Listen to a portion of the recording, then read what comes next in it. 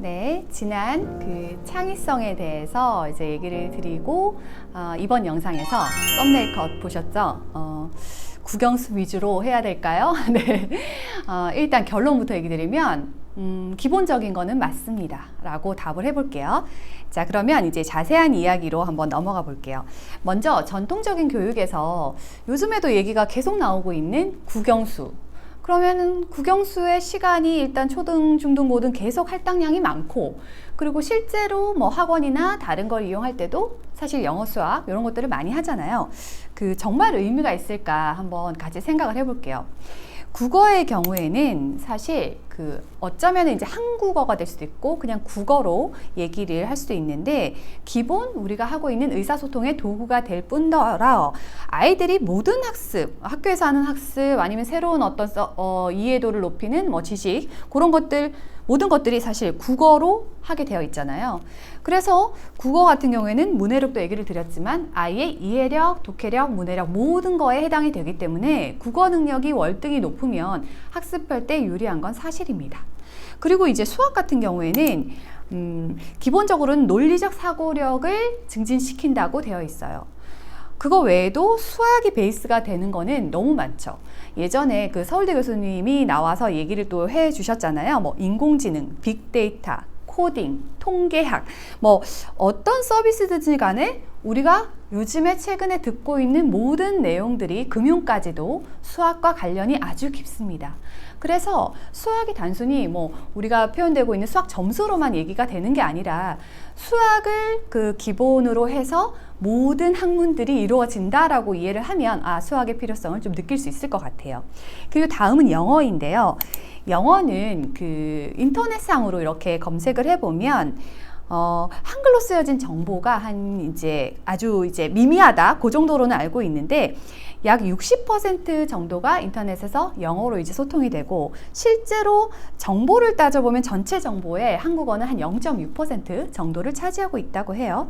그래서 아이들이 정보의 폭이나 깊이 뭐 이런 것들에도 영향을 미치지만, 요즘 같은 상황에서는 그 뭐 온라인 초등학교, 고등학교, 대학교 뭐 이런 것들이 전부 글로벌하게 영어로 이제 되어가고 있다 보니까 앞으로 영어의 중요성은 훨씬 더 높아지지 않을까. 예. 아까 말씀드린 국어를 통해서 모든 것들을 학습하듯이 영어를 통해서 많은 것들을 학습하게 되니까 영어의 비중도는 좀 더 높아질 것이다 라는 생각이 듭니다. 그 실질적으로는 영어를 잘하고 못하고의 차이가 그 경제력, 뭐 연봉의 차이에 확연하게 영향을 준다고도 되어 있더라고요. 그러면 이제 국영수가 중요하다는 걸 일단 인식은 했어요. 기본적으로는 이 부분에 대해서는 아이가 초중고까지 계속 이어서 일단 집중을 해야 되는구나. 근데 이것만 하면 될까? 라는 생각이 들잖아요. 그리고 이렇게 빠르게 바뀌고 있는 세대에 이게 국영수만 자꾸 얘기해서 될 일인가? 라는 생각이 들죠. 그래서 요즘에 이제 떠오르고 있는, 아니면 미래에 약간 10년만 지나도 바뀔 어떤 트렌드에 맞춰서 어떤 것들을 좀 더해주면 될까라는 것들을 같이 염두에 두시면 좋을 것 같아요. 키워드로 생각을 해보면 그 핵심 인재 키워드로 가장 대두되고 있는 것이 바로 융합과 창의입니다. 창의는 전편에서 창의성에 대해서 올리는 방법을 이야기해 드렸잖아요. 그걸 참고하시면 될 것 같고, 융합은 그 융합의 말 뜻을 그대로 생각해 보면 뭔가 결합한다는 의미예요. 근데 이제 융합인재 이렇게 자꾸 하니까 사람들이 이게 아이들한테 그냥 되게 브로드하게 이렇게 지식들을 이렇게 쌓아주면 되나? 이런 생각을 할 수 있잖아요. 근데 그게 아니고 융합인재는 문이과를 일단 개념을 크게 나누지 않고 양쪽 분야의 이해도가 높은 인재, 그런데 요 융합인재가 되려고 하면 각각의 분야에 대해서 아주 깊이 있는 지식이 갖추어져야 융합인재가 된다고 합니다.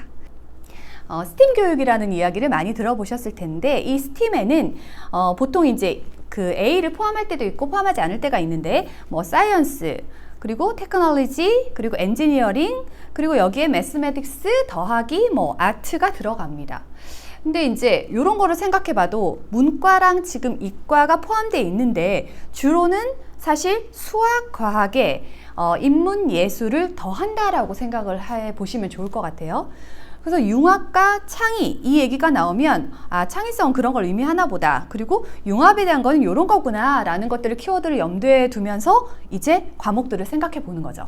그래서 국영수에 더해서 지금 당장 이제 아이가 뭐 통계학을 공부한다거나 빅데이터를 공부하기는 어렵잖아요. 그래서 우리가 할 수 있는 과목으로 생각해 보면 정보교육 그리고 코딩 뭐 이런 것들이 있을 수 있어요.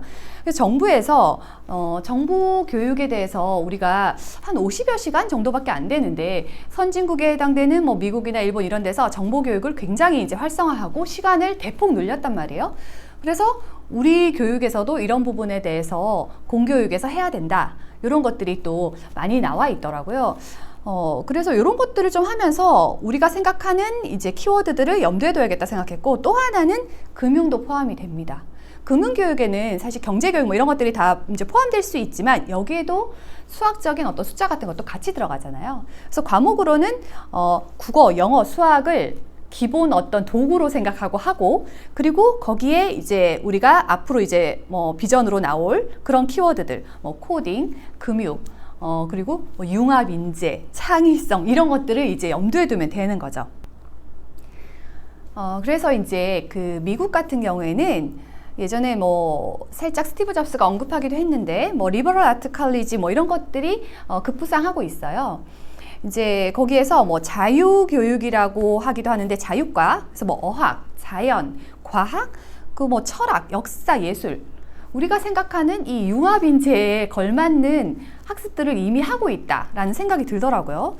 우리는 이제 어떻게 하고 있느냐, 이제 학교에서도 계속 변화하면서 사실 아이의 컴퓨팅 능력에 대해서도 조금 더 내려와서 학습을 하기 시작한 거는 사실이에요. 그리고 제가 방학 때마다 보면 이제 그 정보화 교육에 해당되는 학교의 정규 과정에 들어있지 않은 수업도 원하는 친구들은 다 선택할 수 있게 무료로 또 할 수 있게 열려 있더라고요. 요런 이제 기회가 왔을 때 아이를 계속 이제 그쪽으로 노출시키고 접해보게 하는 것, 그런 것들은 의미 있는 활동 같습니다. 이제 오늘 이야기의 결론을 한번 제가 지어보면요. 먼저 국영수는 깊이 있게 하라는 것입니다. 네. 국영수를 일단 그냥 기본 내가 전쟁에 나가는 총 정도로 생각을 하고, 그 총이 조그만 소총일 거냐 아니면 정말 이제 다량으로 쏠 수 있는 이런 총일 거냐, 이런 거를 생각해 보면 이게 기본 도구구나, 이걸 하지 않으면 다른 거를 깊이 있게 할 수 없구나 정도로 이해하면 어떨까 싶었고요. 그리고 문과, 이과에 대해서 우리는 우리 사고로는 문과 할래? 이과 할래? 그리고 저도 아이가 이제 태어나서 키우면서 얘는 문과 기질이 강하네? 얘는 이과 기질이 강하네? 이런 것들을 제가 스스로 이렇게 나누곤 했었는데 이제 그렇게 하지 않는다는 거예요. 기본적으로는 저는 이과 베이스의 과목들을 좀 더 깊이 있게 보면서 문과적인 소양 같은 것들을 같이 집어넣어서 아이가 할 수 있으면 좋겠다라는 생각을 합니다. 이 모든 것들이 사실 이제 좀 우리가 뭐 이 많은 것들을 언제 다 하고 있어 이런 생각이 드는데, 대부분은 저는 독서를 통해서 뭐 인문, 교양, 예술 이런 지식들은 쌓아갈 수 있다고 생각하고요. 그리고 이제 그 수학에 관련되는 앞으로 비전이 될 수 있는 그런 과목들은 코딩을 조금씩 접하거나 뭐 아니면 실제로 아이가 해볼 수 있는 것들을 좀 장을 열어주거나 못하게 막지 않고 할 수 있게 해준다거나 이런 정보들을 좀 찾아봐 준다거나 하면 좋을 것 같아요. 정보란에 제가 그 코딩에 대한 의견들이 되게 많으셨어요.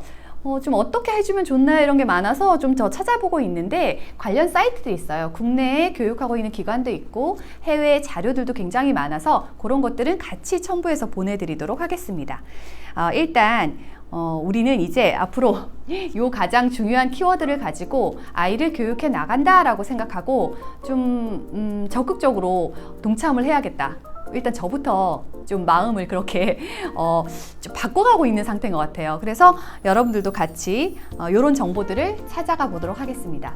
이후에 그 3편에서는 이것과 관련해서 아이의 진로를 그러면 어떻게 설정해 갈 것인가, 이제 시작 단계에 이제 한번 진입을 해볼게요.